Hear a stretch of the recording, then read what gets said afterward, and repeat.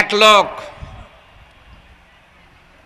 সিম ব্যবহার করে বাংলা লিংকের,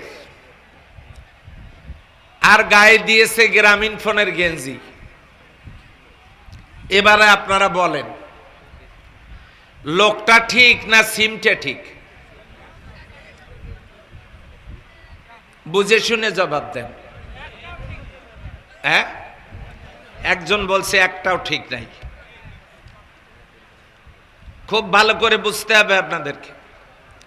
সিম কোন কোম্পানির, গেঞ্জি কোন কোম্পানির? হ্যাঁ, কোনটা ঠিক? একটাও ঠিক না। লোকটার মধ্যে ভেজাল আছে না নাই? আস্তে বলেন, পাশের লোক শুনতে পারে। খুবই ধীরে বলেন, ভেজাল আছে না নাই? আপনি বাংলা লিংকের সিম ব্যবহার করবেন, আপনি বাংলা লিংকের গেঞ্জি পরেন, অসুবিধা নাই। কিন্তু গেঞ্জি গায়ে দিবেন গ্রামীণ ফোনের, সিম ব্যবহার করবেন বাংলা লিংকের। আপনি যদি ঠিক হন তাহলে হয় আপনি গ্রামীণের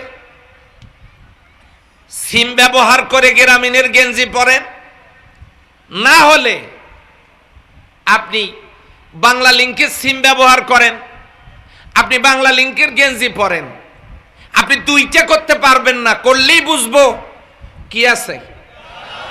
ধীরে এ কথা বললাম এই জন্য, পরিচয় দিবেন মুসলমানের, মানবেন না কোরআন। মুসলমানের পরিচয় দিলে কোরআন মানেন, কোরআনের পথে আসেন। আগডুম বাগডুম করে কোনো লাভ নাই। কথা বোঝেন নাই? তাহলে মুসলমানের পরিচয় দিবেন, কোরআন মানবেন না। এখানে স্পষ্ট বোঝা যাচ্ছে ভিতরে ভেজাল আছে না নাই? কেউ শুনতে পারে আবার? ভেজাল আছে? ভেজাল থাকা যাবে? ব্যাস, কথা পরিষ্কার। এখন এই বিষয়টাকে আমি এইভাবে বলি যে আমাদের জীবন কুসুমকে প্রস্ফুটিত করবার জন্য বিশ্বের আঙ্গিনায় এই কোরআন নাজিল হয়েছে।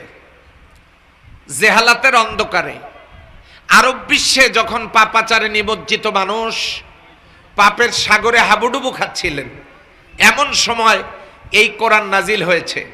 মাত্র 23 বছরে কোরআন নাজিল হয়ে পৃথিবীর জমিনটা এই কোরআন দিয়ে আল্লাহর জান্নাতের টুকরায় পরিণত হলো। কথা বলেন ঠিক না বেঠিক? সেই কোরআন আমাদের বাড়িতে আছে না নাই? মসজিদে আছে না নাই? মাদ্রাসায় আছে না নাই? কিন্তু এই কোরআন বাস্তবে নাই। আর এইটা না থাকবার কারণে বিগত 53টা বছর, স্বাধীনতার পরে 53টা বছর যারা রাষ্ট্রীয় ক্ষমতায় গিয়েছে, 53 বছর যারা রাষ্ট্রীয় ক্ষমতায় গিয়েছে, তারা নিঃসন্দেহে মুসলমান মায়ের সন্তান।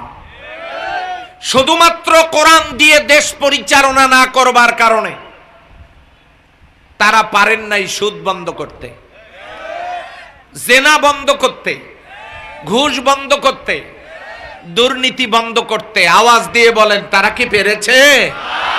পারেন নাই।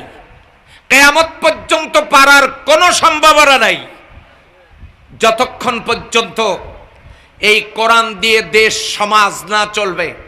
আল্লাহর নবী জেহালাতের অন্ধকারে জাহিলি যুগে, আইয়ামে জাহিলি যুগে মাত্র 23 বছরে এই কোরআন দিয়া জমিনটাকে এমন ভাবে জান্নাতের টুকরায় পরিণত করবার সুযোগ পেলেন আল্লাহর রহমতে। তিনি বললেন, খায়রুল কুরুনি কারনি, সর্বশ্রেষ্ঠ যুগ হলো আমার যুগ। ওই রকম শ্রেষ্ঠ যুগ তৈরি হয়েছিল, চিল্লায়া বলেন তো কি দিয়া? আজকে অনেকেই মনে করছেন যে আমরা দল করব, রাজনীতি করব, ভাগ্য পরিবর্তন করব। কেন করবেন? কি দরকার?